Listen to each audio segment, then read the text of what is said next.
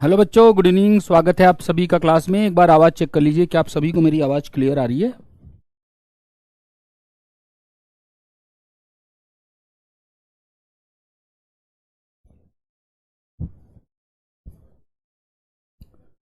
तो एक बार आवाज़ चेक कर लीजिए सभी।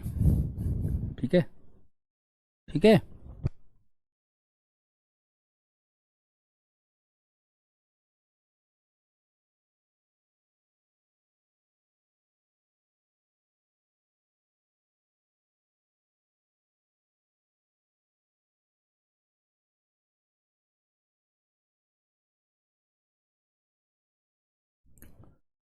नमस्ते बेटा, नमस्ते, गुड इवनिंग। किसी को कुछ पूछना है अभी तक तो बता दीजिए, नहीं तो आगे चलते हैं। हमने लास्ट क्लास में ये करा था, linear transformation, properties of linear transformation हम कर रहे थे, rank and nullity of linear transformation, the rank nullity theorem, है ना।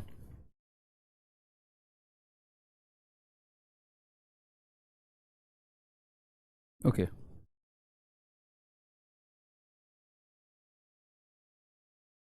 ये टॉपिक हम कर रहे थे। एक चीज देखना ध्यान से,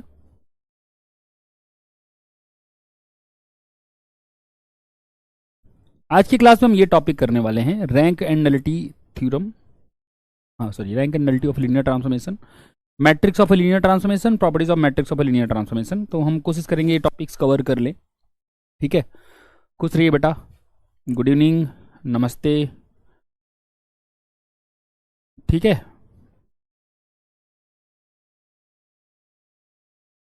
ओके।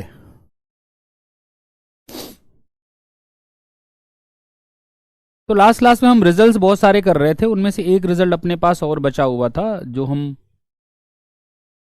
ओके, तो मुझे ये भी चेंज करना था, let me just change it. उसमें एक रिजल्ट था कि अगर v और w दोनों सेम डायमेंशन के वेक्टर स्पेसेस हैं और वो भी फाइनाइट डायमेंशन के वेक्टर स्पेसेस, और उनके बीच में कोई लीनियर ट्रांसफॉर्मेशन है, तो उसके वन वन ऑन टू होने पे हम क्या बात कर सकते हैं। ठीक है ना, ठीक है ना। तो ये हम डिस्कशन कर रहे थे कि मान लो v एंड w, अब obviously v over f and w over f, v over f and w over f, ठीक है, b two vector spaces, v two vector spaces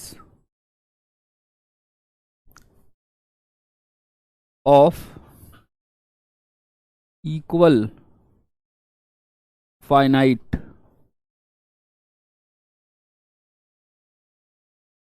dimensions. ठीक है, let v over f and w over f be vector spaces of equal finite dimensions. ठीक है, suppose t belongs to lvw, then t is 1 1 if and only if t is on 2। मतलब अगर on to है तो 1 1 हो जाएगा और 1 1 है तो ऑन टू हो जाएगा। ठीक है, अगर कोई लीनियर ट्रांसफॉर्मेशन है, वसु कह रहे हैं कि अगर वेक्टर स्पेस दो से ज्यादा हो, अरे भाई मैपिंग तो दो के ही बीच में डिफाइन करोगे ना, वेक्टर स्पेस दो से ज्यादा है तो क्या मतलब, क्या कहना चाह रहे हो। अगर हमको एक मैप डिफाइन करनी है उसके लिए हमको मिनिमम दो सेट चाहिए, एक्चुअली एग्जैक्टली दो सेट चाहिए। ठीक है ना, ए से बी ही तो मैप डिफाइन करते हो, तो यहाँ पे ए एक वेक्टर स्पेस होगा, बी दूसरा वेक्टर स्पेस होगा, ये दोनों सेम भी हो सकते हैं। ठीक है,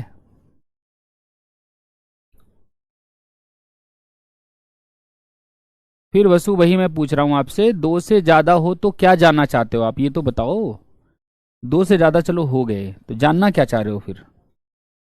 लीनियर ट्रांसफॉर्मेशन तो हमेशा दो वेक्टर स्पेसेस के बीच में ही डिफाइंड होगा ना। अगर तीन वेक्टर स्पेसेस इन्वॉल्व हैं तो हो सकता है दो लीनियर ट्रांसफॉर्मेशन डिफाइन किए गए हों। ठीक है, जया का क्वेश्चन क्या है भाई, जया का क्वेश्चन क्या है।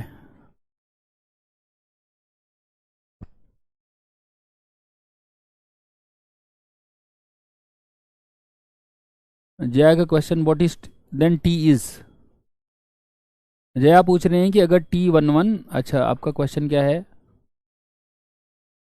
R2 से R3 तक लीनियर ट्रांसफॉर्मेशन है, 1,0 को 231 पे भेज रहा है और 1,1 को 302 पे भेज रहा है, तो T क्या होगा? तो ये बता लोगे इसमें क्या है? कमलकांत देखो, लीनियर ऑपरेटर का मतलब होता है एक वेक्टर स्पेस से उसी वेक्टर स्पेस तक, और लीनियर फंक्शनल का मतलब होता है कि वेक्टर स्पेस से लेकर के अंडरलाइंग फील्ड तक। बस यही डिफरेंस है, इसमें विजुलाइज ना होने वाली कोई बात है नहीं वैसे, कि भाई अगर V से V तक कोई लीनियर ट्रांसफॉर्मेशन है तो उसको लीनियर ऑपरेटर बोल देते हैं, और अगर V से लेकर के V जिसके ऊपर वेक्टर स्पेस बना रहा है उस फील्ड तक कोई अगर लीनियर ट्रांसफॉर्मेशन है तो उसको लीनियर फंक्शनल बोल देते हैं, है ना। मैंने एग्जाम्पल भी दिए थे, उनके एग्जाम्पल को एक बार गो थ्रू कर लो, ठीक है। आई बात समझ में? कंपोजिशन में बाइजेक्टिव कैसे चेक करेंगे? किसी में भी चेक कर सकते हैं, उसमें क्या है। बाइजेक्टिव तो फंक्शन होता है ना, बाइजेक्टिव कौन होता है? कोई फंक्शन, किसी फंक्शन को बाइजेक्टिव कैसे चेक करते हो? रैंक T से कैसे T11 ऑन टू हो जाएगा? हाँ उसी पे बात कर रहे हैं, पहले इस पे डिस्कशन कर लेते हैं फिर और बातें करते हैं, ठीक है। T LBW में है, T11 है तो ऑन टू हो जाएगा कह रहे हैं। देखो ऐसे हो जाएगा, अगर आप इसका प्रूफ देखना चाहो, if you want to see the proof. T is 11 मतलब क्या? T इज 11 मतलब ये हुआ कि नलिटी T इज 0, T11 मतलब nullity T is 0। Nullity T is 0 मतलब क्या हो गया? Rank plus nullity dimension of V होता है, इसका मतलब रैंक क्या हो जाएगा? रैंक ऑफ T हो जाएगा डायमेंशन ऑफ V। लेकिन आपने बोला है कि W और V दोनों इक्वल फाइनाइट डायमेंशन के वेक्टर स्पेसेस हैं, तो इसका मतलब ये हुआ कि dimension of RT, sorry rank of RT, rank of T in fact, rank of T equals dimension of W, क्योंकि V और W के डायमेंशन सेम गिवन है। और अगर रैंक T जो है डायमेंशन W के बराबर हो गया, इसका मतलब रेंज W के बराबर हो गया, क्योंकि रेंज जो है W का सब स्पेस होता है। अगर डायमेंशन सेम हो गई है उन दोनों की तो फिर ये सब स्पेस W के ही बराबर हो जाएगा। मैंने रिजल्ट बताया है कि अगर सब स्पेस की डायमेंशन वेक्टर स्पेस की डायमेंशन के बराबर हो जाए तो वो सब स्पेस पूरे वेक्टर स्पेस के बराबर हो जाता है, ठीक है ना। हाँ जया बता दे रहा हूं बेटा, डोंट वरी, बता देता हूं, घबराओ मत। अभी इसको कराने के बाद पहले आपका एक क्वेश्चन कराता हूं, ठीक है, मुझे पूर्णतः, ठीक है, ये समझ में आया। तो अब जैसे ही रेंज W के बराबर हो गया वैसे ही T क्या हो गया? ऑन टू हो गया, वैसे T क्या हो गया? ऑन टू, ठीक है। तो इसी को रिवर्स कर दो, T ऑन टू है तो रेंज T का W के बराबर होगा, तो रैंक T का डायमेंशन W होगा, तो रैंक T डायमेंशन V हो गया, तो नलिटी ऑटोमेटिकली 0 हो जाएगा, है ना, क्योंकि rank plus nullity dimension V आता है और rank T already dimension V है, तो नलिटी 0 हो जाएगा, और नलिटी 0 हो गया तो T11 हो जाएगा, ठीक है। बोलो भाई सर अगर डायमेंशन इक्वल है तो V आइसोमॉर्फिक टू W भी होगा ना? हाँ बेटा आएगा, अभी आइसोमॉर्फिज्म आएगा तो फिर उस पर डिस्कशन करेंगे, बट आप सही कह रहे हो, होगा, है ना। और यहाँ W तो V के बराबर ही हो जा रहा है ना, सॉरी W तो RT के बराबर ही हो जा रहा है ना। अच्छा V और W की बात करो, हाँ V बिल्कुल आइसोमॉर्फिक होगा W के, ठीक है। तो ये रिजल्ट अपने पास आ गया कि अगर V और W दो वेक्टर स्पेसेस हैं इक्वल और फाइनाइट डायमेंशन के, और अगर T कोई V से W तक लीनियर ट्रांसफॉर्मेशन है, तो अगर वो 1 1 है तो ऑन टू हो जाएगा, ऑन टू है तो 1 1 हो जाएगा, ठीक है। बोलो अब यहां पे आप देखना ध्यान से,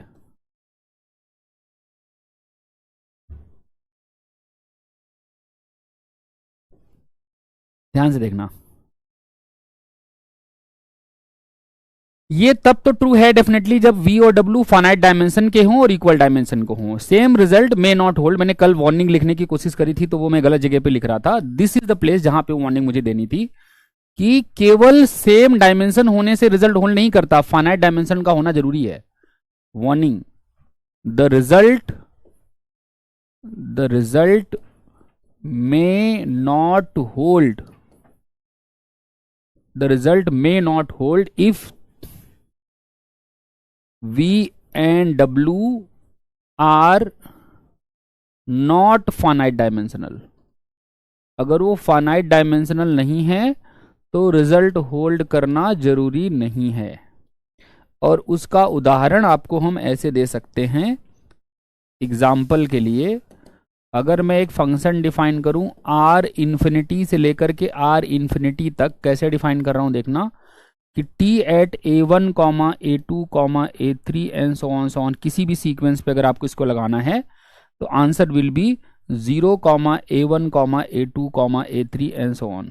ठीक है, ये मैंने टी डिफाइन किया। और मान लो एक मैं, हाँ तो अब ध्यान से देखना, जो टी है डेफिनेटली ये 1 1 है। 1 1 है, कैसे 1 1 है कि जैसे ही आप इसको 0 0 0 पुट करोगे तो ये सारे A1 A2 A3 सब 0 हो जाएंगे, तो मतलब नल स्पेस में केवल 0 वेक्टर आएगा। समझ रहे हो मेरी बात? किसी लीनियर ट्रांसफॉर्मेशन को अगर आपको 1 1 दिखाना है तो उसके नल स्पेस में केवल 0 वेक्टर दिखाना होता है, यही तो है। Set of linear transformation is a linear span. Set of linear transformation is a linear span, क्या मतलब हुआ इसका?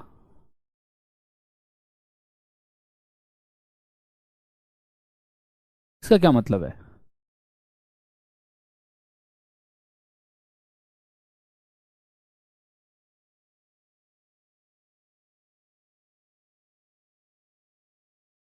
Set of linear transformation is a vector space ना। लीनियर स्पैन होगा मतलब मैं समझा नहीं। किसी का लीनियर स्पैन होगा, हाँ होगा, क्योंकि वो मतलब फाइनाइट डायमेंशन अगर वी और डब्ल्यू है तब तो डेफिनेटली होगा। और हर वेक्टर स्पेस की बेसिस होती है तो उसकी भी कोई ना कोई बेसिस होगा, तो किसी न किसी तो स्पैन होगा ही, तो किसी न किसी सेट का स्पैन तो होगा ही। मतलब प्रश्न क्या पूछना चाह रहे हो आप, मैं नहीं समझ पा रहा हूँ। अगर आप ये पूछ रहे हो कि क्या जो LBW होता है वो किसी न किसी से स्पैंड होता है, हाँ होता है, किसी न किसी से तो होता ही है। ठीक है, आई बात समझ में?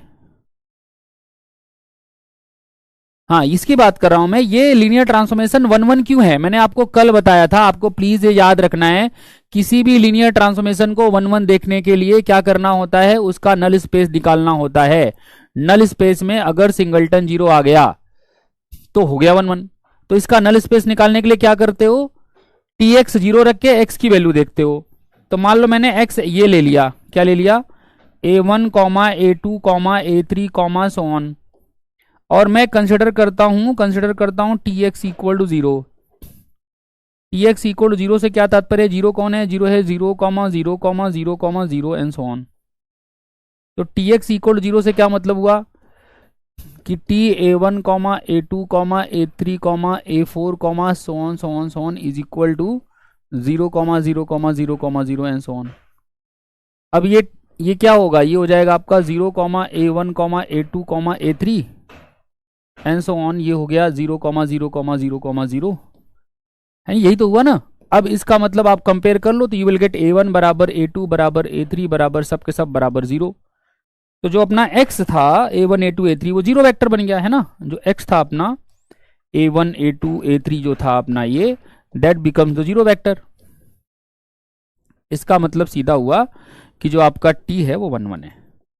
पर क्या ये ऑन टू है, 1 1 तो है, बट क्या ये ऑन टू है, नहीं है। टी ऑन टू क्यों नहीं है, क्योंकि इसकी रेंज में जो भी सीक्वेंसेज आ रहे हैं उनकी पहली टर्म 0 है, जबकि आर इन्फिनिटी में जितने भी सीक्वेंसेज होती हैं क्या सबकी पहली टर्म 0 होती है, नहीं। तो इसकी रेंज जो है वो पूरा आर इन्फिनिटी नहीं बन सकता। क्यों नहीं बन सकता, क्योंकि इसमें वही सीक्वेंसेज आ रही है जिनकी पहली टर्म 0 है। ठीक है ना, तो ऑब्वियसली यहीं से आपको दिख रहा होगा, ये चीज तो यहीं से क्लियर होगा कि क्लियरली यू कैन सी कि जो रेंज है टी का that can not be R infinity. क्यों नहीं हो सकता आर इन्फिनिटी, क्योंकि इसकी रेंज में वो सीक्वेंसेज आ रहे हैं जिनकी पहली टर्म 0 है, जबकि आर इन्फिनिटी में तो हर सीक्वेंस आती है, इसमें तो ये वाली सीक्वेंस भी आएगी 1 2 3 सो ऑन। तो ये रेंज में नहीं आ रही है इसका मतलब, क्योंकि रेंज में तो केवल वही आ रही है जिनकी पहली टर्म 0 है ना। तो ये क्लियरली ऑन टू नहीं है ना, जबकि ये 1 1 है। ठीक है ना, ऑन टू नहीं है जबकि ये 1 1 है। आई बात समझ में? तो ये हमने आपको एग्जांपल दे दिया, ऐसे ही आप ये वेरीफाई कर सकते हो। Similarly if you define this map, similarly if you define t from r infinity to r infinity as this, what the t a1 a2 a3 and so on को if you define it to be a2 a3 a4 and so on तो अब ये जो sequence है, मतलब ये जो mapping है सीक्वेंसेस की, क्या हो गया?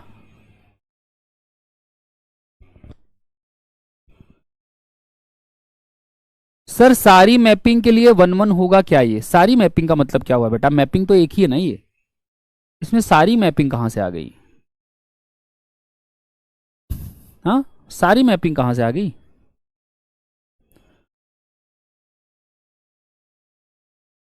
बोलो।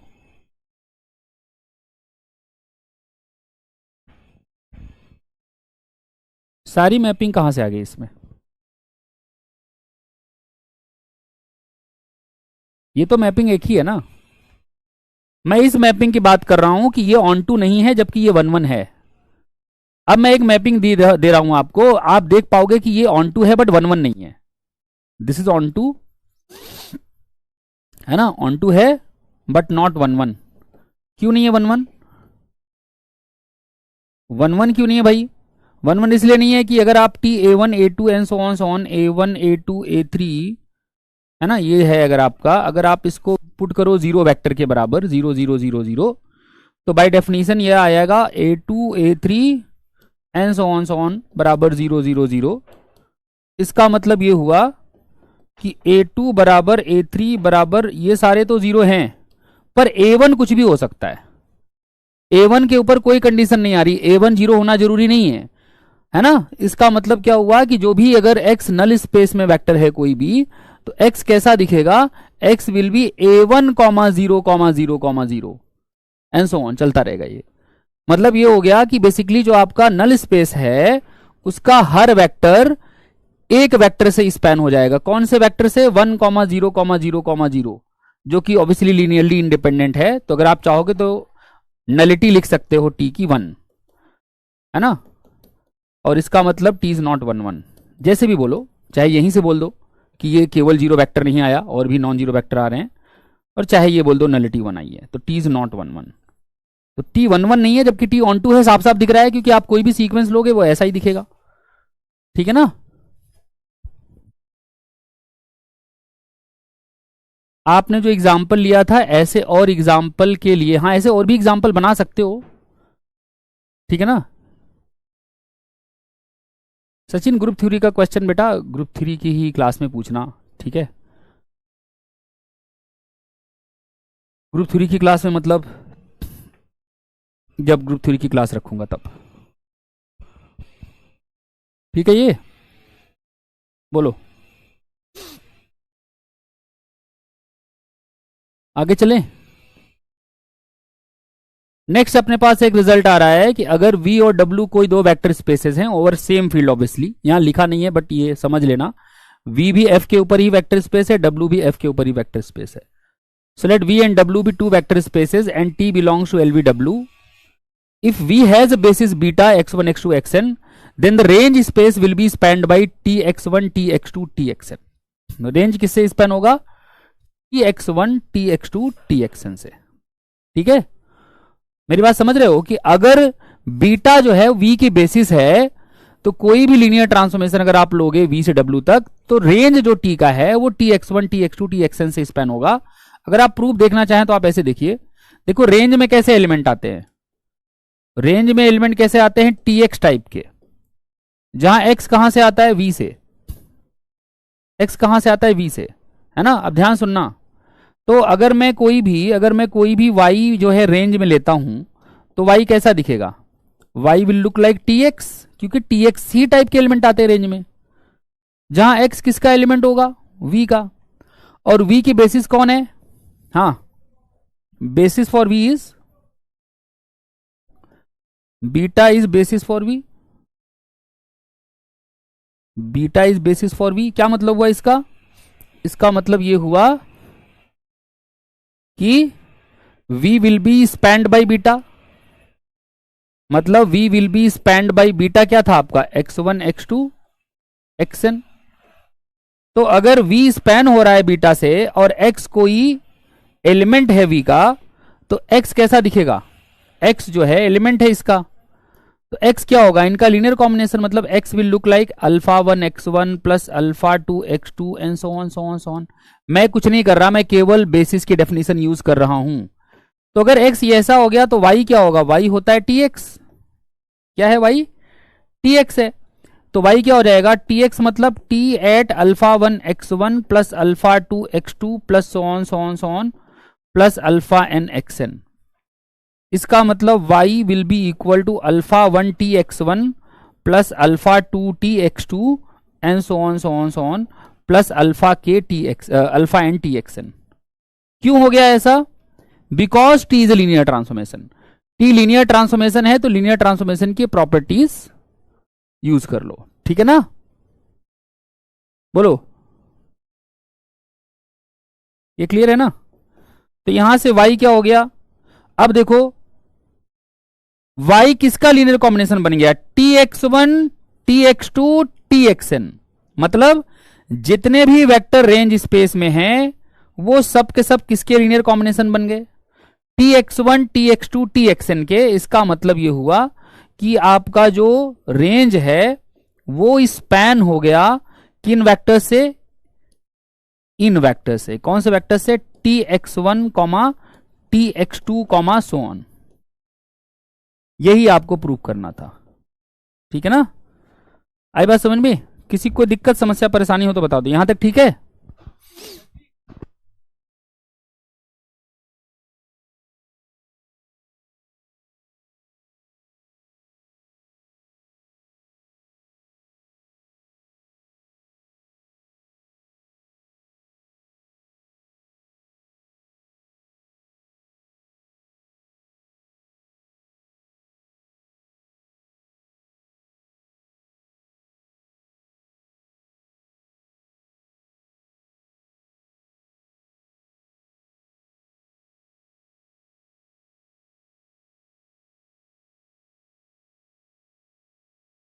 ठीक है भाई, हाँ जी हाँ जी, बताओ बताओ। तुम लोग ना पढ़ाई लिखाई की कम बातें करते हो और बाकी सारी बातें बहुत ज्यादा कर लेते हो,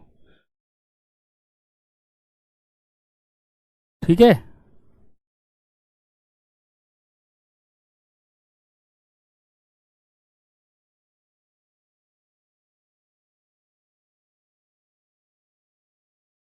मुझे तो नहीं दिखाई दे रहा है प्रिया बेटा, क्या टेम्पलेट भेज रहे हैं, मुझे तो नहीं दिखाई दे रहा है भाई। कोई खेल मत खेलो यहाँ पे।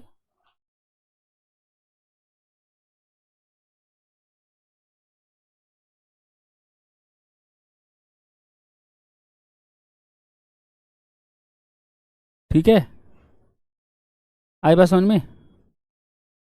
हाँ, नेक्स्ट स्लाइड दिखाते हैं।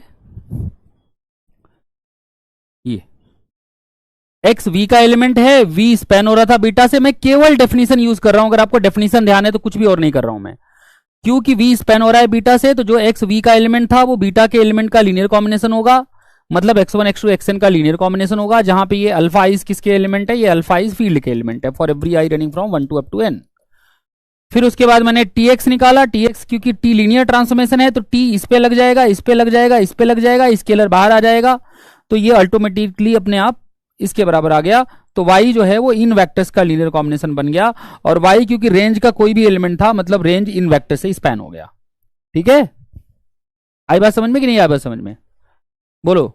अब यहां से आपको एक चीज और पता चलनी चाहिए, क्या, यहां से आपको एक बड़ी अद्भुत बात पता चलनी चाहिए। क्या पता चलनी चाहिए, अभी बताता हूं, डोंट वरी। आपको यहां से ये पता चलना चाहिए कि अगर V और W finite dimension vector spaces हैं over obviously same field F। यहां पे नहीं लिखूं तब भी अंडरस्टूड है कि V भी F के ऊपर वेक्टर स्पेस है, W भी F के ऊपर वेक्टर स्पेस है, ठीक है ना, अंडरस्टूड है, मैं लिख नहीं रहा फिर भी। तो V और W दो फाइनाइट डायमेंशन वेक्टर स्पेसेस हैं, एंड सपोज करो T is a linear transformation from V to W, तो जो रैंक T का होगा वो हमेशा M और N से छोटा होगा, मिनिमम से छोटा होगा। वेयर, ये लिखना जरूरी है कि यहां पे M और N क्या है, where N is equal to dimension of V and M is equal to dimension of W। मतलब जो रैंक होता है किसी भी लीनियर ट्रांसफॉर्मेशन का, वो V और W दोनों की डायमेंशन के मिनिमम से लेस और इक्वल टू होता है। दोनों की डायमेंशन के मिनिमम से लेस और इक्वल टू होता है। ऐसा क्यों हो रहा है? क्योंकि देखो रीजन इसका यह है, सीधी सी बात यह है, रीजन इसका यह है कि पहली बात, रेंज किसका सब स्पेस होता है? रेंज इज सब स्पेस ऑफ डब्लू, और रेंज अगर डब्लू का सब स्पेस है तो जो इसकी डायमेंशन होगी रेंज टी की, वो कभी भी डायमेंशन ऑफ डब्लू से ज्यादा नहीं हो सकती, है ना। और इसका मतलब रैंक कभी भी डायमेंशन ऑफ डब्लू से ज्यादा नहीं हो सकता। रैंक क्या है? डायमेंशन डब्लू क्या माना है हमने? एम। तो पहली चीज तो ये आ गई कि रैंक कभी भी डायमेंशन ऑफ डब्लू मतलब एम से ज्यादा नहीं हो सकता। दूसरी चीज ये है, अभी मैंने आपको एक चीज बताई थी यहां पे कि अगर, बहुत ध्यान सुनना प्लीज, मैंने अभी एक रिजल्ट कराया है कि अगर बीटा x1 x2 xn जो है वो बेसिस है v की, तो जो रेंज है वो किससे स्पैन होता है? tx1 tx2 txn से। किससे स्पैन होता है? tx1 tx2 txn से। इसका मतलब जो भी डायमेंशन आने वाली है रेंज स्पेस की, वो या तो n होगी। कब n होगी? जब ये सारे वेक्टर लीनियरली इंडिपेंडेंट हो जाएंगे, या फिर इसका कोई सबसेट बेसिस बनेगा रेंज स्पेस का। मतलब जो डायमेंशन होगी रेंज स्पेस की वो n से लेस और इक्वल टू होगी। ठीक है ना। तो यहां से आप ये ऑब्जर्व कर सकते हो, यहां से एक चीज और ऑब्जर्व कर सकते हो आप, यहां से ऑब्जर्वेशन यहां से आपकी ये होनी चाहिए थी इस रिजल्ट से, कि जो रैंक है, जो रैंक टी है वो हमेशा less or equal to N होगा, क्योंकि रेंज इन एन वेक्टर से स्पैन हो रहा है। अगर कोई वेक्टर स्पेस एन वेक्टर से स्पैन हो रहा है तो उसकी डायमेंशन हमेशा less or equal to N होगी। ये मैं कई बार बता चुका हूं, क्योंकि जो भी स्पैनिंग सबसेट होता है उसका कोई सबसेट बेसिस बन जाता है। ठीक है, बताया है ना मैंने, किसी भी वेक्टर स्पेस का कोई भी स्पैनिंग सबसेट का एक सबसेट मिलता है जो बेसिस बन जाता है। ठीक है, तो अगर मुझे पता चल गया कि रेंज इससे स्पैन हो रहा है एन वेक्टर से, तो जो डायमेंशन रेंज की आने वाली है वो less or equal to N होगी, मतलब रैंक जो होगा वो less or equal to N होगा। ठीक है ना। तो बाई प्रीवियस रिजल्ट आप यहां से जानते हो ऑल्सो कि जो रैंक है टी का वो less or equal to N है। तो अगर एक नंबर है जो एम से भी छोटा है, एन से भी लेस आर इक्वल टू है, तो आप यहां से इंप्लाई कर सकते हो कि जो रैंक टी होगा वो लेस आर इक्वल टू होगा minimum of M N N. ठीक है ना। जो रैंक टी होगा वो लेस आर इक्वल टू होगा minimum of M and N. तो रैंक टी हमेशा डायमेंशन वी और डायमेंशन डब्ल्यू के मिनिमम से लेस आर इक्वल टू होगी। ठीक है, बोलो भाई, कोई दिक्कत परेशानी है किसी को? किसी भी लीनियर ट्रांसफॉर्मेशन का रैंक वी और डब्ल्यू दोनों के डायमेंशंस के मिनिमम से लेस आर इक्वल टू होती है। ठीक है, अब इस आधार पे ये प्रश्न आप लोग करके दिखाओ। अभी जया, मुझे तुम्हारा क्वेश्चन याद है, मैं तुम्हारा क्वेश्चन करा दूंगा, तुम घबराओ मत। ठीक है, परेशान मत होना बिल्कुल भी। तुमको टेंशन होगी कि सर भूल गए होंगे, नहीं, मुझे याद है, मैं भूलता नहीं हूं। ठीक है, चलो ये क्वेश्चन करके दिखाओ। हाँ, मैट्रिक्स में भी ऐसा ही बताया था, सही कह रहे हो आप। एक्चुअली मैट्रिक्स और लीनियर ट्रांसफॉर्मेशन एक दूसरे के इक्विवेलेंट कंसेप्ट्स हैं। लीनियर अलजेब्रा में दो प्रकार की किताबें चलती हैं। एक किताब होती है जिसमें सब कुछ पूरा लीनियर अलजेब्रा थ्रू मैट्रिसेस होता है, और एक किताब हो सकती है जिसमें पूरा का पूरा सब कुछ linear algebra through linear transformation होता है। मतलब दे define everything in terms of linear transformation. ठीक है, जैसे आप फ्रिडबर्ग की बुक पढ़ोगे तो they have defined everything in terms of linear transformation. उसके बाद एक चैप्टर आता है जहां पे वो ये भी मतलब मैट्रिक्स का भी लीनियर ट्रांसफॉर्मेशन के टर्म में ही सब कुछ डिफाइन कर देते हैं, रैंक डिफाइन कर देते हैं, नलिटी डिफाइन कर देते हैं। मतलब उन्होंने सब कुछ ही लीनियर ट्रांसफॉर्मेशन पर डिपेंड किया है। ठीक है ना। ऐसे एक किताब आती है करीम अबादिर की, जिसमें मैट्रिक्स अलजेब्रा करके बुक का नाम है। उन्होंने सब कुछ मतलब पूरा लीनियर अलजेब्रा थ्रू मैट्रिसेस उन्होंने किया है सब कुछ। तो ये दो डिफरेंट अप्रोचेज हैं लीनियर अलजेब्रा पढ़ने की, थ्रू मैट्रिसेस और थ्रू लीनियर ट्रांसफॉर्मेशन।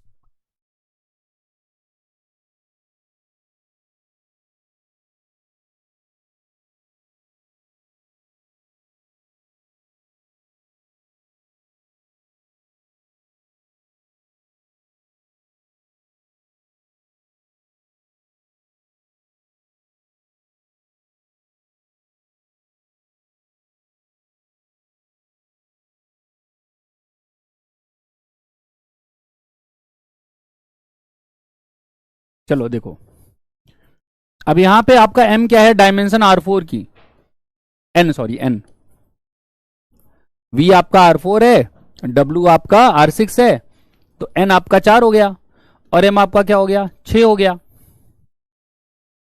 तो जो भी रैंक होने वाली है, मुझे एग्जैक्टली नहीं पता क्या होने वाली है, लेकिन ये लेस आर इक्वल टू होगा मिनिमम ऑफ 4n6, और 4 और 6 का मिनिमम क्या होता है, 4।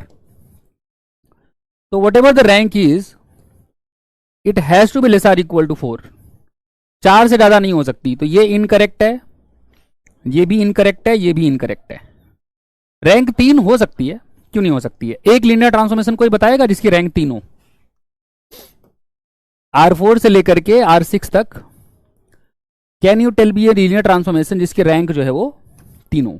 मतलब मुझे T डिफाइन करना है R4 से लेकर के R6 तक। I have to define T from R4 to R6, और मुझे देखना है कि इसका जो रैंक है वो लेस आर इक्वल टू, मतलब वो 3 हो, है ना, 3 देखना है। तो क्या बना सकता हूं मैं ऐसा, x1 x2 x3 x4, ऐसा है ना, मुझे इसको x6 तक ले जाना है। तो क्यों ना मैं ऐसा कर दूं, x1 x2 x3, बाकी सबको 0, है ना। अगर मैं ऐसा कर दूं तो इसका नलिटी 2 आ जाएगा, नलिटी 2 आ जाएगा, नहीं, नलिटी 1 आ जाएगा, रैंक 3 आ जाएगी, ठीक है।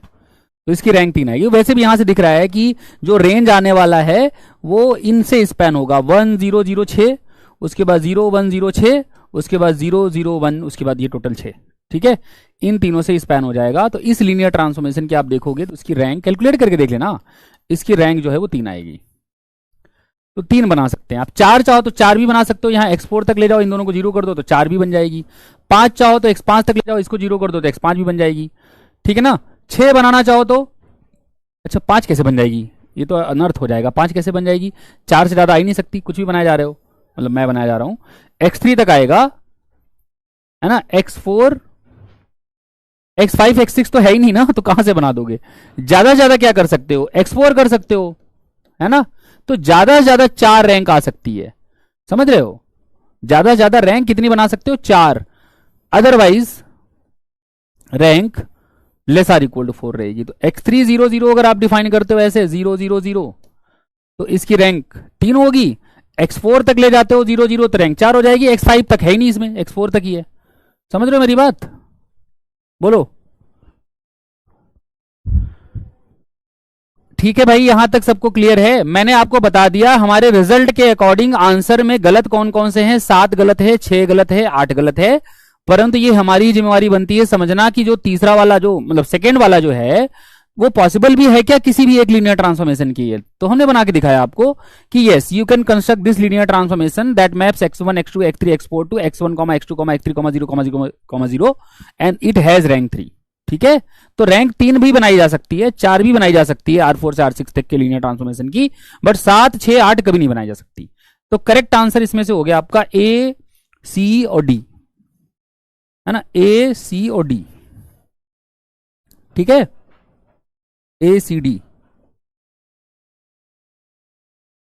तो सुमित, लक्ष्मण, सोनाली, प्रियंका, सस्मिता, शिवादित्य, रजत, दिवाकर, शैली, अभिषेक, इन सभी के उत्तर सही हैं। कॉन्ग्रेचुलेशंस, बहुत बहुत बधाई आप लोगों को। एक बार जल्दी से मुझे कमेंट्स में बता दीजिए आपको समझ में आया, अन्यथा नहीं, अथवा नहीं।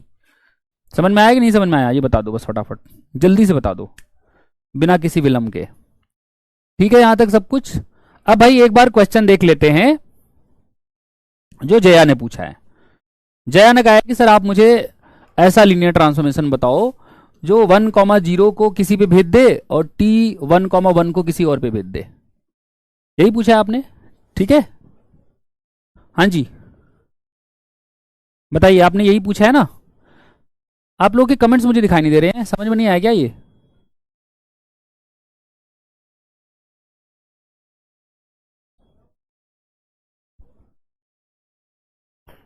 ठीक है, मैं आपको इससे भी थोड़ा बढ़ के बता रहा हूं।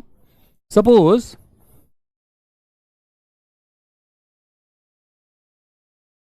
मान लो मेरे पास ये कोई बेसिस गिवन है, मान लो बीटा जो है वो बेसिस है। मान लो beta is x1 x2 xn and it is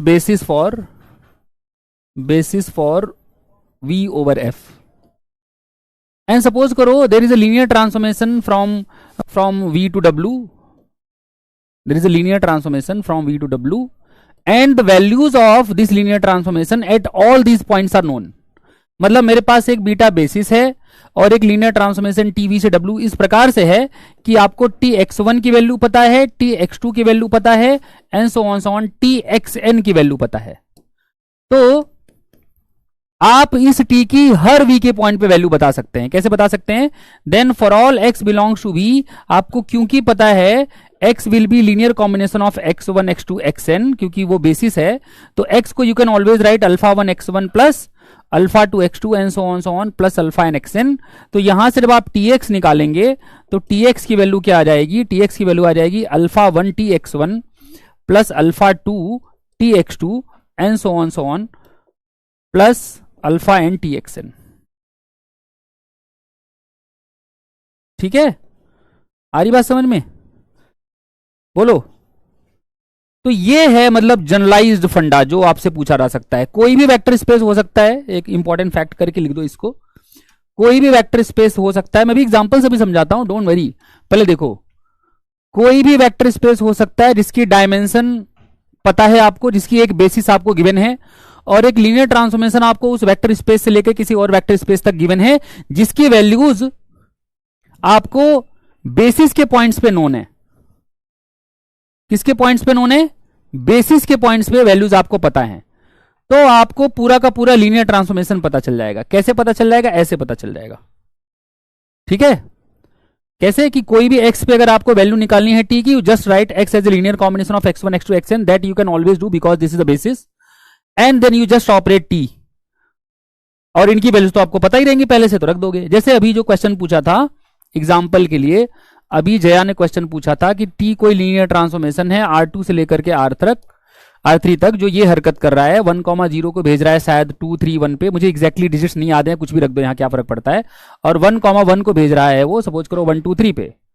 और जया का क्वेश्चन ये था कि भाई ये बताओ कि व्हाट इज tx, मतलब tx, y क्या आएगा. क्वेश्चन इज tx, y क्या आएगा, है ना. मतलब इन जनरल आपका t जो है वो क्या आएगा, यही तो क्वेश्चन. जया आप एक बार कंफर्म करो, this was the question. Digits तो अपने हिसाब से रख लेना, मतलब जो बेसिक क्वेश्चन था यही था ना. ठीक है,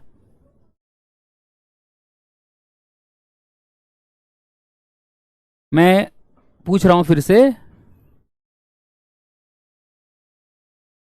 मैं फिर से पूछ रहा हूं, क्या यही क्वेश्चन है ना. अब हमारा टास्क क्या है इस क्वेश्चन को करने के लिए? मैंने आपको अभी मेन नियम बता दिया.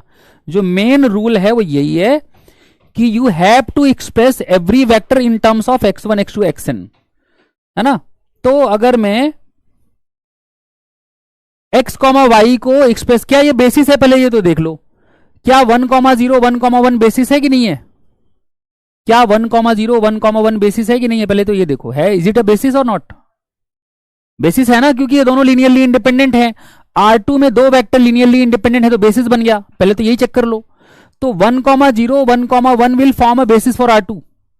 अब आप कोई भी x, y को इनके टर्म में लिखना चाहते हो, मतलब I want, actually we all want, हम चाहते हैं कि x, y को हम alpha 1 into 1,0 plus alpha 2 into 1,1 लिख पाए. मुझे ये अल्फा 1 अल्फा 2 की वैल्यू x, y के टर्म में चाहिए. यहां से x, y आपका हो जाएगा अल्फा 1 प्लस अल्फा 2 अल्फा 2, है ना. यहां से वैल्यू निकाल लो. तो यहां से alpha 1 plus alpha 2 will be x and alpha 2 will be y. इसका मतलब सीधा हुआ alpha 1 will be what, x minus Y. मतलब आपका जो x, y है, x, y को यू कैन राइट, अल्फा 1 कितना है आपका? अल्फा 1 है आपका x minus Y into 1,0 plus alpha 2 कितना है? y इंटू 1,1, है ना. अब आपको t लगाना है इस पे, तो लगा दो. तो t x, y हो जाएगा. ये तो कोई स्केलर है, तो x माइनस वाई तो बाहर आ गया and t will be operated on 1,0 only. यहां y बाहर आ गया और t ऑपरेट होगा केवल 1,1 पे. Now you know the values of t 1,0, that is given to be 2 1,3, है ना.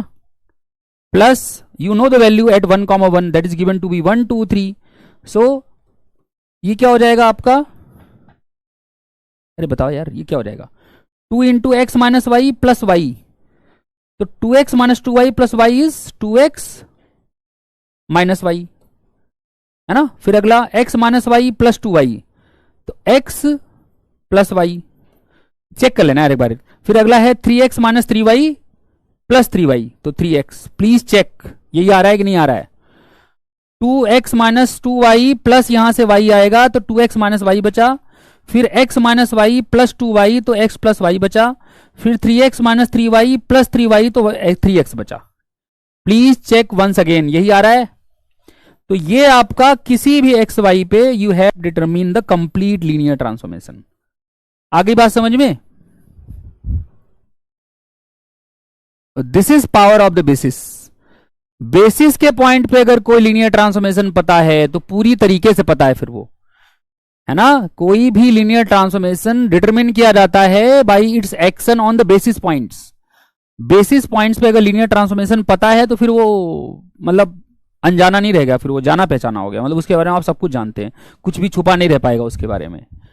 ठीक है ना. If you know a linear transformation at the basis points then you know the linear transformation completely. ठीक है, आई बात समझ में. ठीक है जी, चले आगे. अब मैं ऐसा ही आपको एक क्वेश्चन देता हूं, ध्यान से देखना. मैं ऐसा ही क्वेश्चन देता हूं, जैसे मैं आपसे कहूं, देखता हूं कौन कौन करता है ये question. So let me just give you question. Suppose करो मैं ये क्वेश्चन देता हूं आपको, हैशटैग क्वेश्चन. क्या क्वेश्चन है कि मेरे पास एक लीनियर ट्रांसफॉर्मेशन है, टी एक लीनियर ट्रांसफॉर्मेशन है R2 से लेकर के R3 तक, जो क्या हरकत करता है कि टी ये लीनियर है, is linear such that T क्या करता है, टी जो है वो 1, 0 को 2, 1, 0 पे भेजता है. और टी जो है, चलो ऐसा करते हैं, टी 1, 1 को यहां भेजता है और टी 2, 2 को भेजता है. से 1 मिनट रुक जाओ, 1 मिनट रुक जाओ, मैं आ रहा हूं, 1 मिनट रुको अभी.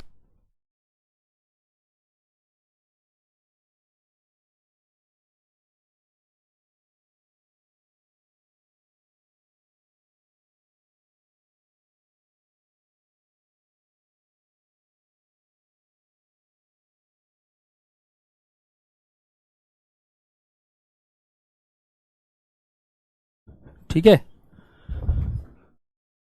ठीक है.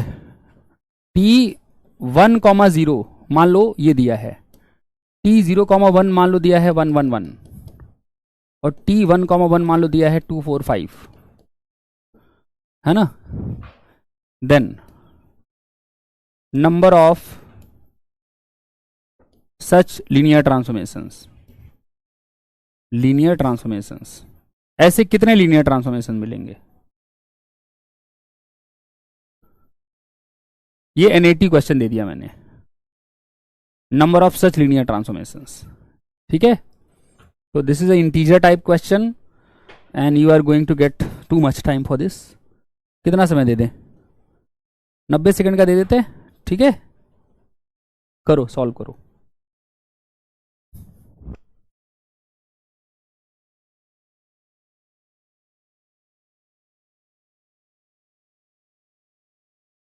देखो दोनों जरूरी हैं चेतन, याद भी रखना पड़ेगा, समझना भी पड़ेगा, केवल समझ लेने से काम नहीं बनेगा. ठीक है, याद भी रखना पड़ेगा.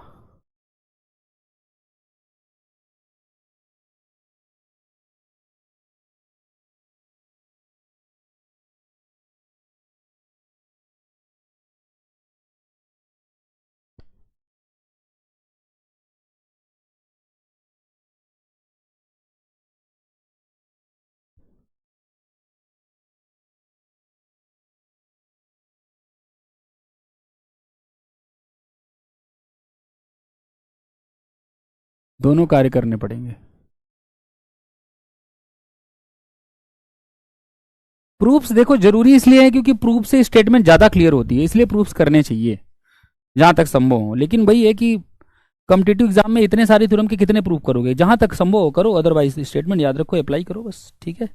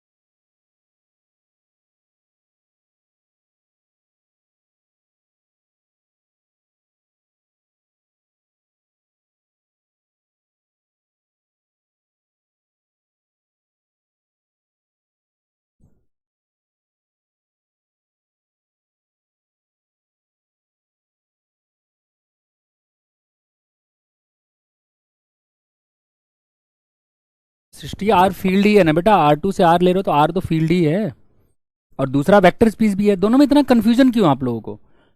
लीनियर फंक्शनल भी लीनियर ट्रांसफॉर्मेशन होता है, लीनियर ऑपरेटर भी लीनियर ट्रांसफॉर्मेशन होता है। ऐसा नहीं है कि जो लीनियर फंक्शन हो गया वो लीनियर ऑपरेटर, उसको लीनियर ट्रांसफॉर्मेशन नहीं बोलोगे, बोल सकते हो। और जो वहां डब्ल्यू वेक्टर स्पेस है वो वी भी हो सकता है, वो एफ भी हो सकता है। उसको उसको दूसरा बोलने का कोई मतलब ये क्वेश्चन क्या हुआ कि वो दूसरा है कि नहीं है? ऑब्वियसली वो दूसरा वेक्टर स्पेस है। मतलब अगर मैं टी बोल रहा हूं कि किसी वी से डब्ल्यू तक है, ये डब्ल्यू खुद वी भी हो सकता है, ये डब्ल्यू जो है वो फील्ड भी हो सकता है, ये डब्ल्यू कोई वी और फील्ड के अलावा कोई अलग वेक्टर स्पेस भी हो सकता है। इन एनी केस जो भी लीनियर ट्रांसफॉर्मेशन होगी, अगर यहां वी हुआ तो लीनियर ऑपरेटर बोलेंगे, अगर यहां एफ हुआ तो लीनियर फंक्शन बोलेंगे, बस सीधा सा हिसाब ये है। लीनियर ट्रांसफॉर्मेशन और के ही नाम बदल जाते हैं अगर आपका जो कोडोमेन वाला वेक्टर स्पेस है ना, वो वी या एफ हो जाए, ठीक है। आई बात समझ में? मतलब every linear functional is essentially linear transformation, ऐसा नहीं कि कुछ अलग हो गया, ठीक है। हाँ, इस क्वेश्चन में देखो, इस क्वेश्चन में क्या है, तुम कहोगे सर आपने 1,0 0,1 पे दिया है, तो जो आपने लॉजिक बताया था उससे मैं पूरे एक्स वाई पे निकाल सकता हूं, लेकिन यहां एक और चीज दे रखी है कि 1,1 पे ये वैल्यू आनी चाहिए। अब इंटरेस्टिंग चीज ये है कि अगर मैं 1,1 को ही देख लूं, बाकी को मैं ना ही देखूं, 1,1 को मैं क्या लिख सकता हूं, 1 इंटू 1,0 प्लस 1 इंटू 0,1 लिख सकता हूं कि नहीं? लिख सकता हूं ना। तो अगर मैं टी एट 1,1 निकालूं तो that will be 1 into T at 1,0 plus 1 into T at 0,1। अब आपको 1,0 पे टी का वैल्यू क्या गिवन है? 210, और 0,1 पे वैल्यू क्या गिवन है? 111। इनको जोड़ना जरा, तो यह रहेगा 3,2,1। परंतु आपको वैल्यू क्या गिवन है टी 1,1 पे? 245। तो ये कभी भी 245 नहीं आ सकता। इसका मतलब ऐसा कोई लीनियर ट्रांसफॉर्मेशन पॉसिबल ही नहीं है R2 से R3 तक जो 1,0 को यहां भेजे, 0,1 को यहां भेजे और 1,1 को यहां भेज दे। अगर ये वाली इंफॉर्मेशन नहीं होती अपने पास तब तो हम निकाल देते इसको, जैसे लास्ट में किया है, ठीक है ना। तो ऐसा कोई लीनियर ट्रांसफॉर्मेशन नहीं मिलेगा, so this the answer will be 0। No such linear transformation exist. तो यहां पे आपके पास 0 आ जाएगा उत्तर में, ठीक है। बताओ 2% लोगों का सही है। क्या यार, तुम तो मेरी एकदम बेइज्जती कराने पर लगे हुए हो। श्री श्याम दुबे, कॉन्ग्रेचुलेशन बेटा, अच्छा आपने अटेम्प्ट किया और अच्छा उत्तर दिया। अरे यार 90 सेकंड ही तो टाइम, मतलब 90 सेकंड बहुत टाइम है, और कितना टाइम लोगे? ऐसे क्वेश्चन में ज्यादा टाइम लोगे तो फिर तो हो गया।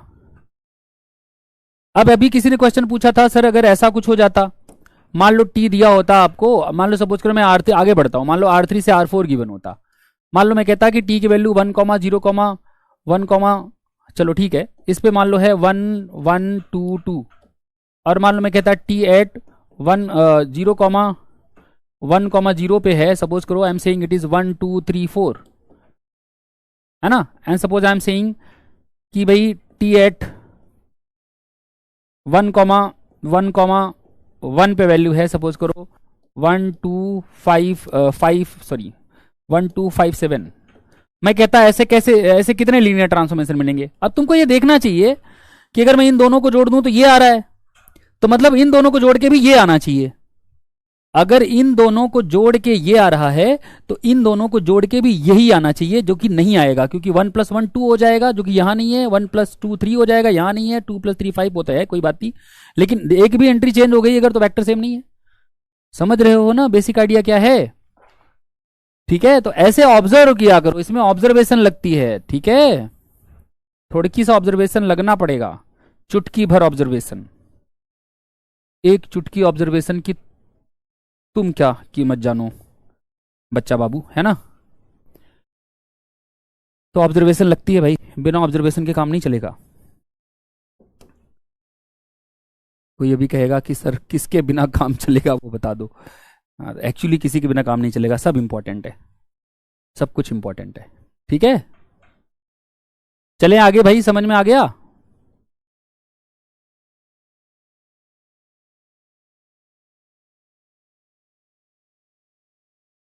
ठीक है,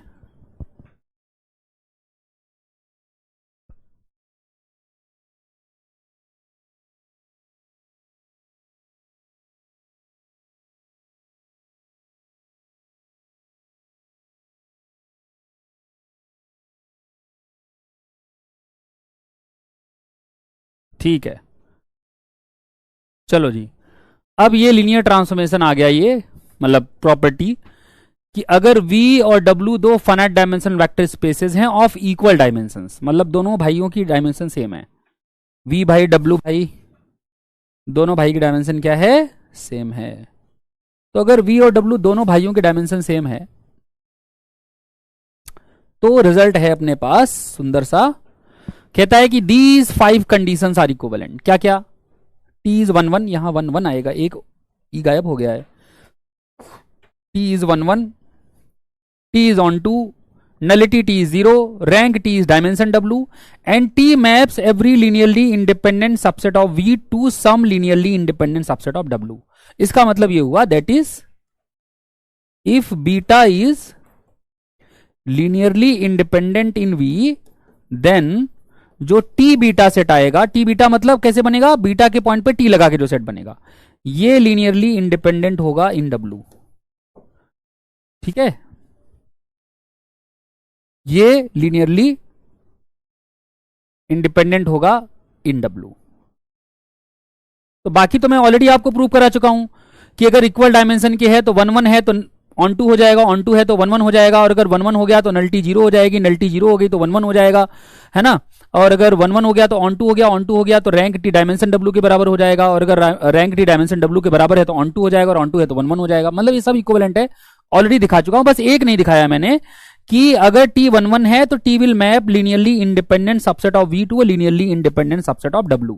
तो अगर मैं बस ये दिखा दूं कि कंडीशन पांचवी और कंडीशन पहली, अगर मैं इनको दिखा दूं कि ये इक्विवेलेंट हैं, इक्विवेलेंट है का मतलब अगर 1 1 है तो हर linearly independent subset of V को linearly independent subset of W पे भेजेगा, और अगर वो हर linearly independent subset of V को linearly independent subset of W पे भेज रहा है तो 1 1 होगा। ठीक है, यही ना? हाँ, यहां डायमेंशन V भी लिख दो क्योंकि दोनों डायमेंशन सेम है, इट डजंट मैटर, है ना? तो मैं बस ये दिखाने वाला हूं, ये प्रूफ करूंगा कि अगर T 1 1 है, पहले मान लेते हैं लेट T इज 1 1, हमको क्या दिखाना है कि T maps every linearly independent subset of V to a linearly independent subset of W। तो मान लो आपका x1 x2 लेट मी से xm is linearly independent in V। क्या प्रूव करना है? प्रूव करना है, अगर ये बीटा है, मान लो, बेसिस नहीं बोल रहा मैं, बस लीनियरली इंडिपेंडेंट बोल रहा हूं। प्रूव करना है कि जो T बीटा आएगा, मतलब जो आपका Tx1 Tx2 Txn आएगा, xm आएगा, इज Li इन W। किसी को लीनियरली इंडिपेंडेंट कैसे दिखाते हो? लीनियर कॉम्बिनेशन 0 पुट करके सारे स्केलर 0 दिखाते हो, यही तो करते हो, है नहीं? समझ रहे हो कि नहीं? तो कंसिडर करते हैं, अगर मुझे प्रूव करना है कि ये सेट लीनियरली इंडिपेंडेंट है, I will consider a linear transformation of this set, I will put it equal to 0 and I will prove that all the scalars are 0, है ना। तो कंसिडर करते हैं alpha 1 tx1 plus alpha 2 tx2 and so on alpha m txm equal 0। अब क्योंकि t linear transformation है तो इसको आप ऐसे भी लिख सकते हो, t alpha 1 x1 plus T alpha 2 x2, है ना, सेकेंड वाली प्रॉपर्टी लीनियर ट्रांसफॉर्मेशन की देखो, और टी अल्फा m xm। और फिर से क्योंकि लीनियर ट्रांसफॉर्मेशन है t, तो T U plus T we बराबर टी यू प्लस वी हो जाएगा। तो यहां से रहेगा T alpha 1 x1 plus alpha 2 x2 plus so on plus alpha m xm।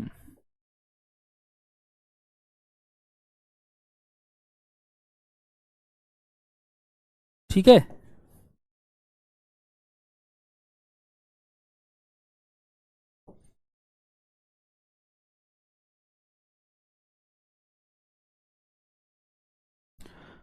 अब आपको गिवन है कि टी 1 1 है, तो जब 1 1 होता है तो आपको पता है ना क्या होता है, अगर टी एक्स बराबर टी वाई है तो एक्स बराबर वाई हो जाता है।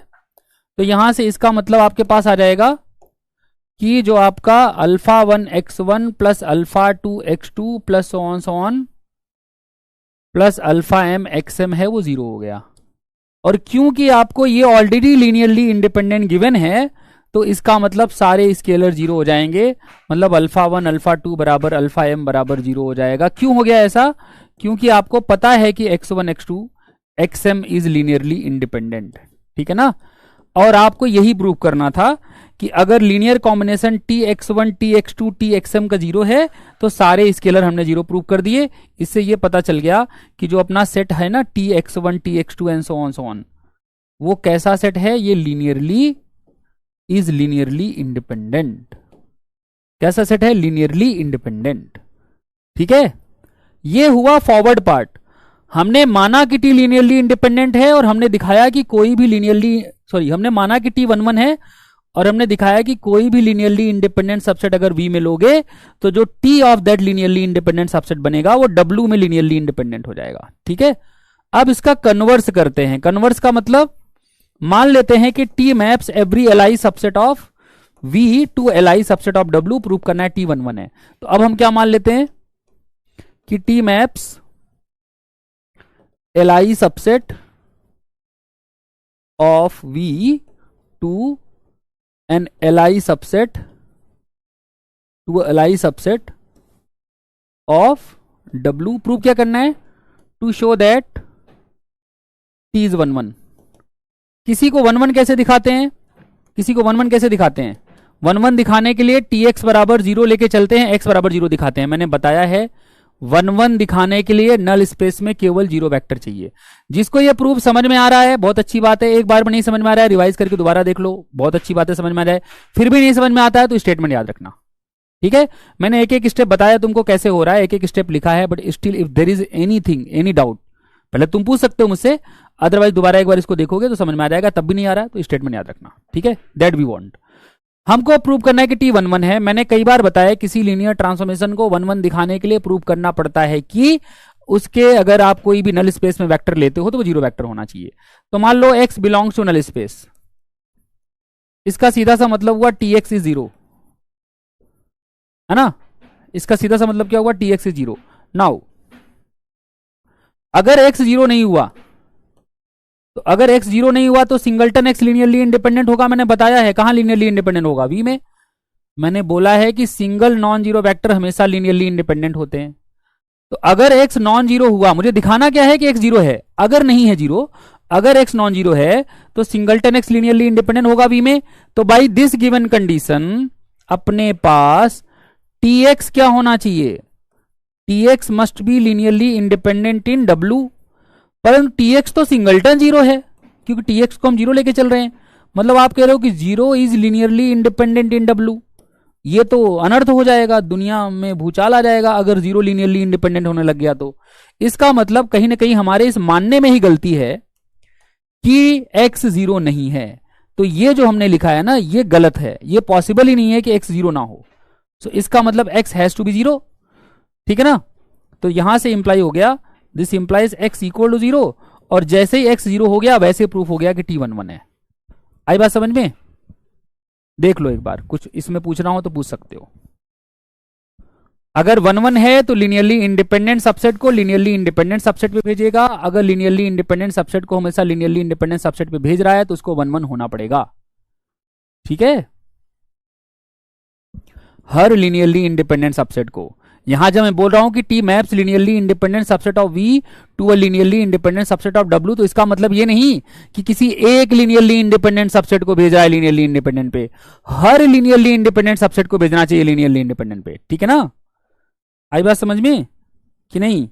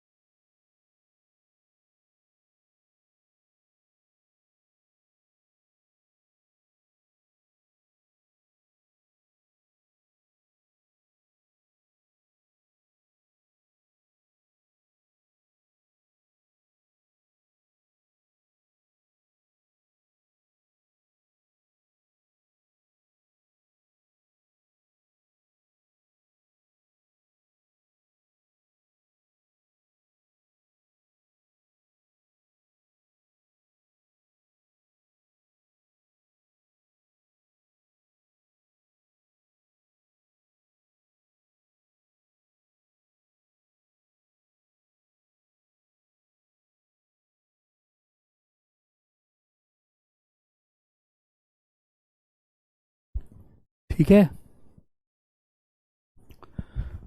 तो ये हो गया आपका, मैंने ये प्रूव कर दिया कि ये पांचों ही कंडीशंस इक्विवेलेंट हैं। ये चारों तो ऑलरेडी हम देख चुके हैं इक्विवेलेंट है, ये भी मैंने दिखा दिया कि ये दोनों आपस में इक्विवेलेंट है, तो ये सारी की सारी कंडीशंस इक्विवेलेंट हो गई। ठीक है, तो मैं यूजुअली प्रूफ नहीं कराता था लीनियर अलजेब्रा में, बट दिस टाइम मैंने सोचा चलो कुछ अलग करते हैं, आज कुछ तूफानी करते हैं। आगे बात समझ में? बोलो भाई, आगे बढ़े। अब क्योंकि टॉपिक का नाम है matrix of a linear transformation, अब बातें करते हैं। अभी तो 32 हुआ है यार, 9 बजे तक तो क्लास होगी ना, 9 बजे तक तो क्लास होगी ही, तो बातें कर लेंगे 5 मिनट पहले, है कि नहीं?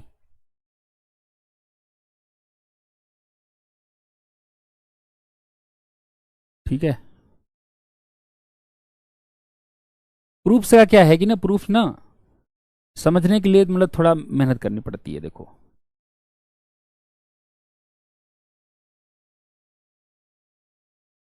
सर, अगर V over F vector space है तो F सबसेट होगा V का। क्यों होगा बेटा? जरूरी नहीं है, F तो कुछ भी हो सकता है। अगर मैं R2 को बोलता हूं कि R2 ओवर R जो है वो वेक्टर स्पेस है, तो क्या R R2 का सबसेट होता है?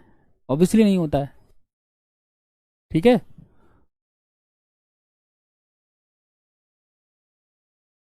ठीक है, थोड़ा एक्सप्लोर स्लो रखते हैं। अभी बताना इसमें क्या दोबारा से? अरे यार तुम लोग ऐसे बोल देते हो, मैं उदास हो जाता हूँ फिर। तुम कहते हो कि स्पीड स्लो रखो, मैंने कितना स्लो पढ़ाया? ये बहुत स्लो पढ़ाया मैंने। नहीं, मैंने मैंने मैं फिर से पढ़ाऊंगा अब ये, तो मुझे बुरा लग गया। अब देखो, अरे मैं मजाक कर रहा हूँ। मैंने आपको बस ये बताया कि टी अगर 1 1 है तो टी हमेशा वी के हर लीनियरली इंडिपेंडेंट सबसेट को, मैं आराम से बोल रहा हूँ, टी हमेशा वी के हर लीनियरली इंडिपेंडेंट सबसेट को डब्ल्यू के किसी लीनियरली इंडिपेंडेंट सबसेट पे मैप करेगा। मतलब अगर बीटा वी में लीनियरली इंडिपेंडेंट है तो टी बीटा डब्ल्यू में लीनियरली इंडिपेंडेंट होगा। ठीक है, ये मैंने प्रूव किया। और अगर ऐसा हो रहा है कि जब भी बीटा वी में लीनियरली इंडिपेंडेंट हो तो टी बीटा डब्ल्यू में लीनियरली इंडिपेंडेंट हो जाए, अगर ऐसा कोई हरकत टी कर रहा है तो वो टी फिर 1 1 होगा। 1 1 है तो ऐसी हरकत करेगा, ऐसी हरकत कर रहा है तो 1 1 होगा। ठीक है, क्वेश्चन सॉल्व हो जाते हैं बट टाइम लगता है। हाँ तो कोई बात नहीं, टाइम लगाओ, अभी तो बहुत टाइम है। पहले तो सॉल्व करना सीखो, फिर टाइम पे काम करो, है ना? स्टेप्स हैं सबके अलग अलग। तो मैंने पहले टी को 1 1 माना। देखो ये आपको पता होना चाहिए, मैथमेटिक्स में जब भी किसी रिजल्ट को one if and only prove करना पड़ता है या दो स्टेटमेंट को इक्विवेलेंट प्रूव करना पड़ता है, तो पहली वाली को सही मान के दूसरी वाली प्रूव करते हैं, दूसरी वाली को सही मान के पहली वाली प्रूव करते हैं, यही नियम है। तो पहली वाली कौन सी स्टेटमेंट है कि टी 1 1 है। दूसरी वाली स्टेटमेंट कौन सी है कि अगर बीटा वी में लीनियरली इंडिपेंडेंट है तो T beta linearly independent W में हो जाएगा, है ना? तो मैंने पहले मान लिया कि टी 1 1 है और मान लिया कि बीटा लीनियरली इंडिपेंडेंट है वी में। मुझे दिखाना है कि टी बीटा लीनियरली इंडिपेंडेंट होगा डब्ल्यू में। कैसे दिखाते हो कोई सेट लीनियरली इंडिपेंडेंट है? उसका लीनियर कॉम्बिनेशन वेक्टर्स का जीरो पुट कर दो, और दिखाना होता है कि जो स्केलर यूज किए हैं वो सब जीरो होंगे। मैंने ये लीनियर कॉम्बिनेशन जीरो पुट कर दिया। फिर मैंने ये फैक्ट यूज किया कि अगर टी लीनियर ट्रांसफॉर्मेशन है तो अल्फा टी एक्स जो है वो किसके बराबर हो जाएगा? टी अल्फा एक्स के। एक तो ये फैक्ट यूज किया, और दूसरा फैक्ट मैंने ये यूज किया कि अगर टी लीनियर ट्रांसफॉर्मेशन है तो T U plus T we अगर कहीं दो वेक्टर का सम दिख रहा है तो वो दोनों वेक्टर अलग अलग अलग मतलब दोनों एक ही में जुड़ जाएंगे और टी लग जाएगा उस पर। तो मैंने वही फैक्ट यहाँ पे यूज कर लिया। तो यहाँ पे alpha one T X one था तो उसको मैंने T alpha one X one लिख दिया। Alpha two T X two था तो उसको मैं T alpha two X two लिख दिया। ऐसे alpha M T X M था तो उसको मैंने T alpha M X M लिख दिया। फिर मैंने देखा कि ये T U plus T V type का है ना, T U one T U two T U M type का है, तो वो सारे एक साथ U one U two U M जुड़ जाएंगे, टी सबसे बाहर आ जाएगा बाई सेकेंड कंडीशन जो वहां लिखी है। फिर हमने देखा कि टी वन वन गिवन है। टी वन वन गिवन है तो अगर T alpha one X one and so on ये जीरो है, मतलब टी एक्स अगर जीरो है तो एक्स को क्या होना पड़ेगा? जीरो होना पड़ेगा। तो मतलब ये जीरो हो गया, और क्योंकि ये ऑलरेडी लीनियरली इंडिपेंडेंट गिवन थे तो सारे स्केलर जीरो हो गए, और यही हमारा टास्क था। मतलब कुछ है नहीं प्रूफ में, अगर एक एक लाइन में अगर चलोगे ना तो समझ में आ जाएगा। प्रूफ के साथ रहोगे तो समझ में आ जाएगा। ठीक है, पहले ये क्लियर हो कि प्रूफ क्या करना है, तो फिर प्रूफ समझ में आ जाएगा। ठीक है, और नहीं भी समझ में आता है तो अभी तुमको यू हैव एन ऑप्शन कि just keep in mind the statement.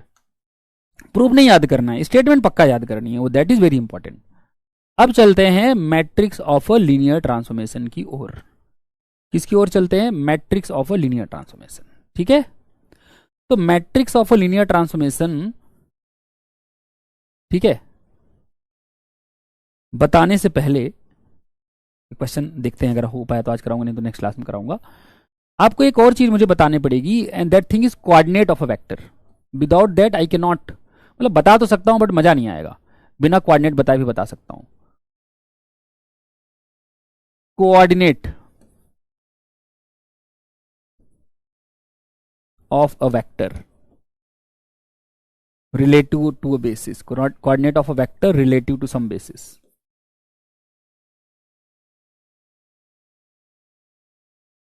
Coordinate of a vector relative to some basis. Coordinate का मतलब क्या होता है? जैसे तुमने कभी सोचा कि अगर यहां कोई पॉइंट है ना, अगर ये हाइट z है, ये डिस्टेंस जो है आपकी y है, y और ये डिस्टेंस x है, तो इसके कोऑर्डिनेट x, y, z ही क्यों आते हैं? मतलब तुम तो उल्टा समझ रहे हो ना, तुम तो सोच रहे हो कि अगर p x, y, z है तो ये z होता है, ये x होता है, ये y होता है।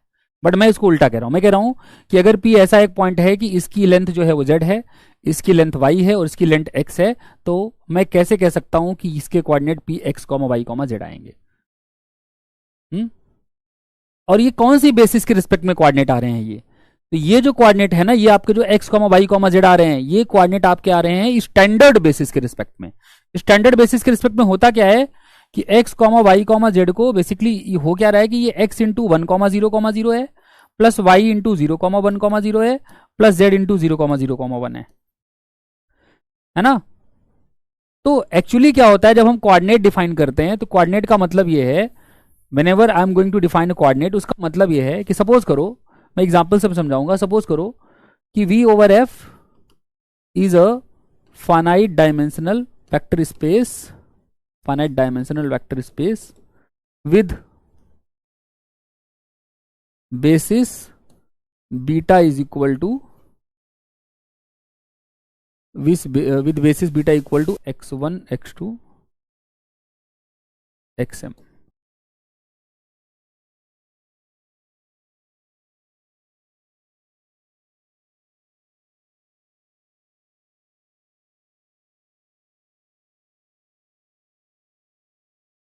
है बस समझ में?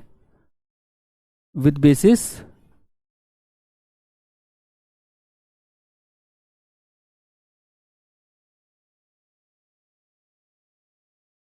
अरे अभी तो वासु जी शुरू ही नहीं किया तो समझ में कहां से आ गया तुमको? इंतजार करोगे तब ना समझ में आएगा। इंतजार करो, इंतजार का फल मीठा होता है। बाकी आपकी इच्छा। V ओवर F कोई फाइनाइट डायमेंशन वेक्टर स्पेस है with basis beta equal to x1 x2 xn। तो आपको पता है then for any x belongs to V, x can be written as what. अगर x कोई भी V का वेक्टर है और बीटा बेसिस है इसकी, तो आपको पता है x को हम ऐसे लिख सकते हैं ना, for unique scalars alpha 1 alpha 2 alpha n, alpha 1 x1 plus alpha 2 x2। ये पता है कि नहीं पता है, भूल गए हो?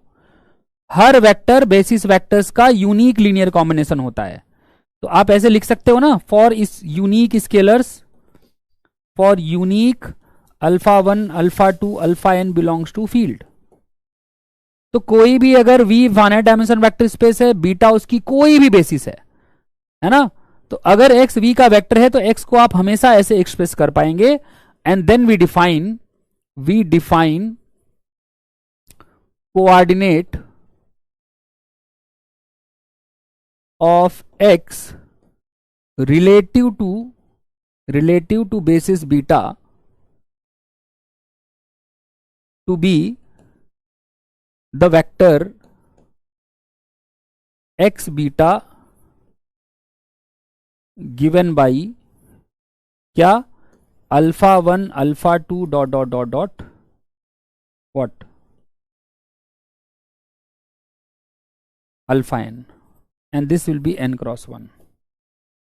ठीक है, x बीटा हम क्या डिफाइन करते हैं, अगर आपको किसी भी x का कोऑर्डिनेट चाहिए, ठीक है, किसी भी x का कोऑर्डिनेट चाहिए, तो आपको क्या करना है, जो भी बेसिस गिवन है पहले उस बेसिस के एलिमेंट का उस x को लीनियर कॉम्बिनेशन लिख दो। लीनियर कॉम्बिनेशन लिखने के बाद जो यहां स्केलर आए हैं उन्हीं का कॉलम बना दो, n cross 1, sorry n cross 1, उन्हीं का कॉलम बना दो। उनका जब आप कॉलम बना दोगे तो ये जो आएगा आपका कॉलम, इसी को हम बोलते हैं, इसी को हम क्या बोलते हैं, इसी को हम बोलते हैं coordinate of x relative to basis beta. ठीक है ना,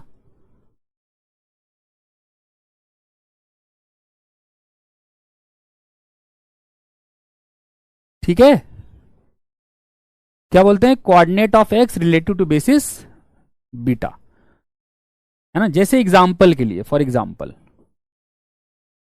मान लो मैं V वेक्टर स्पेस लेता, सपोज करो R3, और मान लो मैं बीटा बेसिस लेता, सपोज करो 1 1 0 0 1 1 और 0 0 1, सपोज करो दिस इज बेसिस और not, this will B A basis, you can verify, देख लेना एक बार, आई थिंक होगी बेसिस।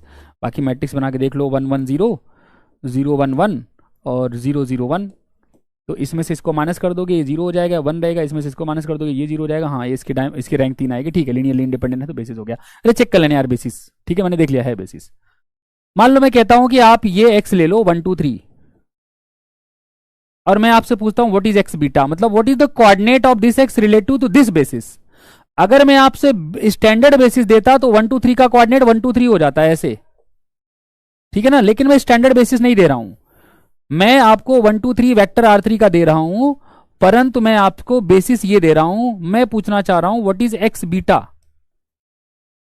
तो x बीटा कैसे निकालोगे, x बीटा निकालने की विधि क्या है कि पहले x को आपको जो बेसिस है उसके पॉइंट का लीनियर कॉम्बिनेशन लिखना पड़ेगा।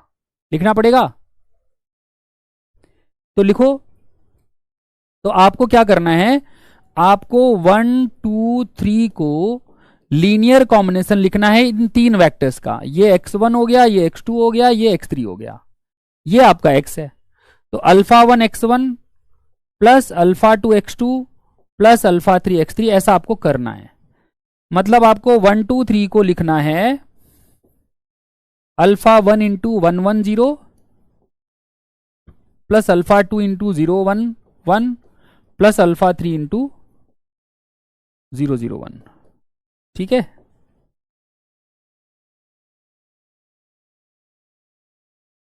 आई बात समझ में?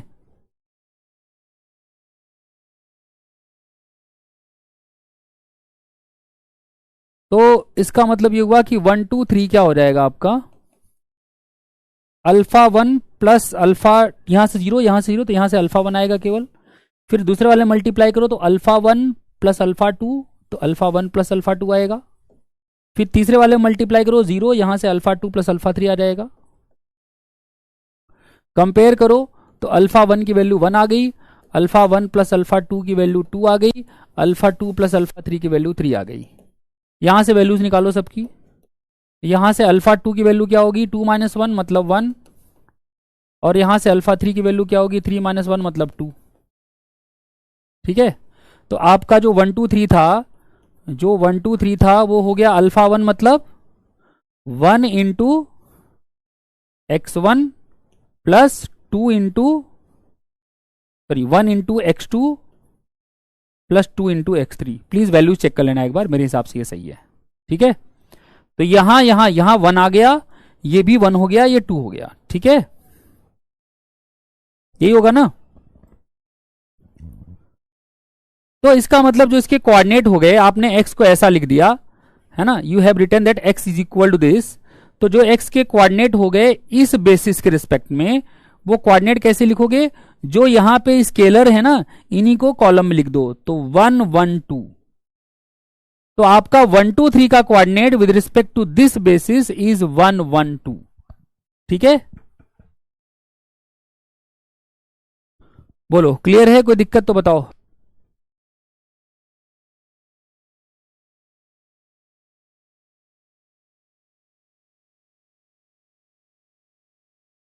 बस लीनियर कॉम्बिनेशन लिखना है।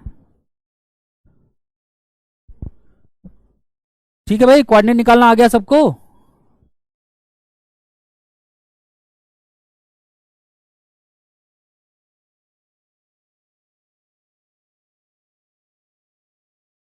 बोलो।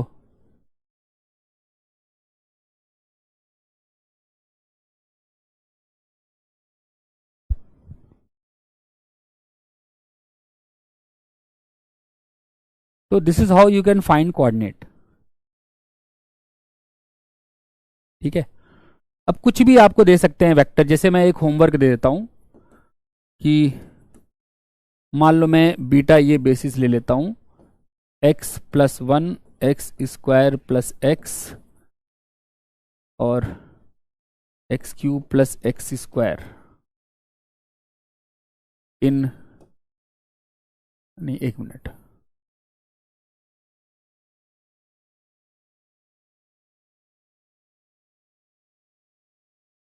ठीक है,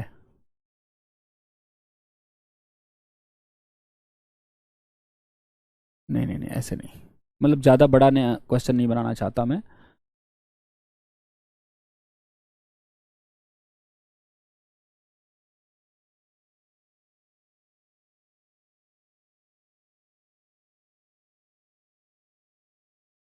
मेरा क्वेश्चन है ये बेसिस बीटा, ये देख लेना बेसिस बनना चाहिए। This must be a basis, basis for, check कर लेना एक बार, P2R। ठीक है, और मान लो मैं वेक्टर ले रहा हूं v is equal to 2 plus या 1 plus 2x plus 3x square. किसका वेक्टर है ये, this is vector of P2R। आपको क्या करना है, find coordinate of v with respect to this beta, है ना। क्या करोगे, आपको एक्चुअली क्या करना है, आपके लिए अब ये x1 है वेक्टर, ये आपके लिए दूसरा वेक्टर है, ये आपके लिए तीसरा वेक्टर है। तो आपको पहला काम क्या करना है, you have to write v as alpha 1 x1 plus alpha 2 x2 plus alpha 3 x3। और फिर आपको यहाँ v की वैल्यू रखनी है, यहाँ x1 x2 x3 की वैल्यू लिखनी है, और किसकी वैल्यू निकालनी है, अल्फा 1 अल्फा 2 अल्फा 3 की। तो जो कोऑर्डिनेट होगा वो आपको पता ही है क्या होगा, कोऑर्डिनेट हो जाएगा अल्फा 1 अल्फा 2 अल्फा 3। ठीक है, तो आप इसकी वैल्यू निकालो, बोलो।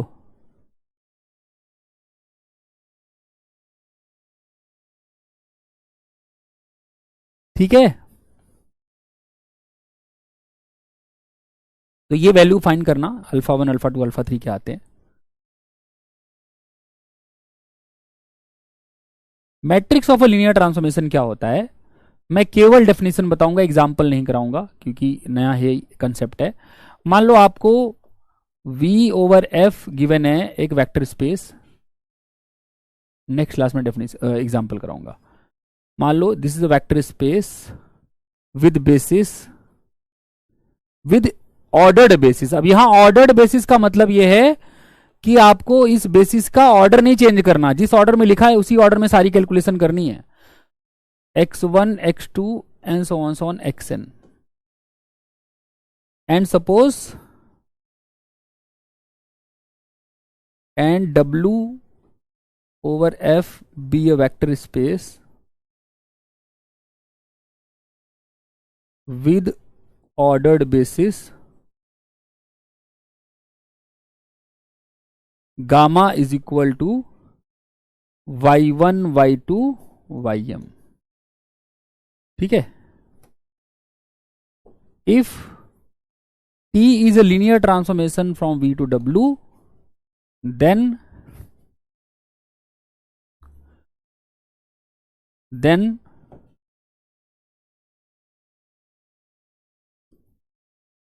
the matrix of t relative to basis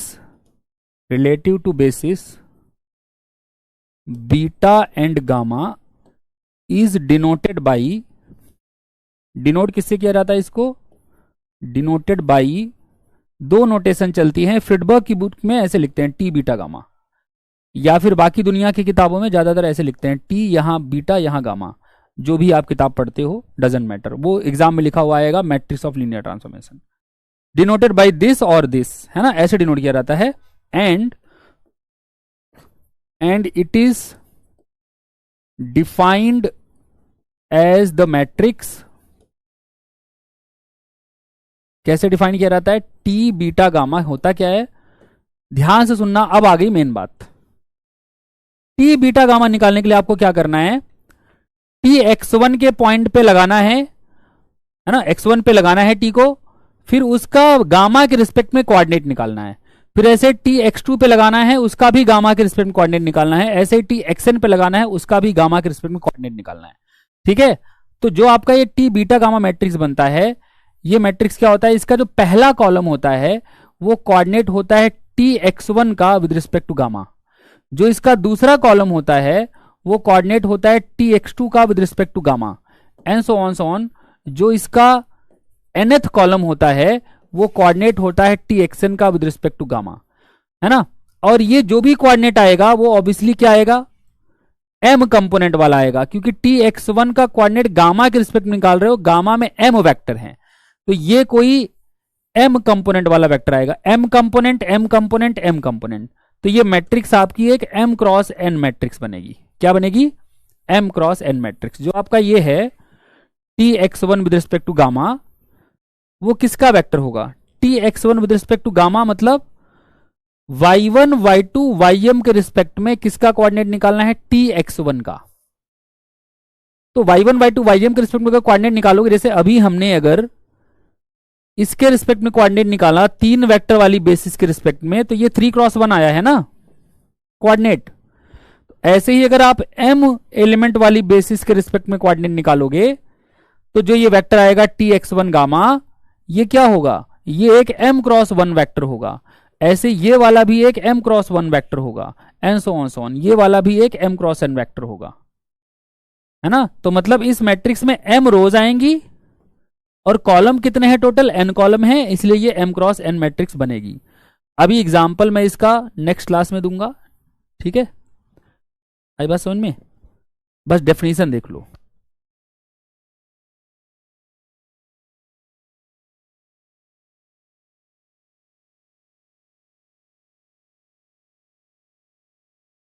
ठीक है, तो ये कोई खतरनाक चीज नहीं है, जब एग्जाम्पल करो तो खुद समझ में आ जाएगा। अब तुम लोग हो रहे हो बोर और मैं भी हो रहा हूं bore, so let's stop the class right here, ठीक है। और आप सभी को स्वतंत्रता दिवस की हार्दिक शुभकामनाएं पहले से ही, क्योंकि कल तो शायद हम नहीं मिल पाएंगे, कल तो क्लास होगी नहीं, ठीक है। तो a very happy independence day to all of you, और इस स्वतंत्रता का जो है सदुपयोग कीजिए, दुरुपयोग मत कीजिएगा, और कल आप पूर्णतः स्वतंत्र हैं मुझसे भी, और वैसे भी आज़ादी मिली जाएगी, है ना कल। चलो मिलते हैं परसों इसी समय पे, ठीक है, चलिए गुड नाइट। कुछ पूछना उछना है तो बता दो, यही हूँ मैं।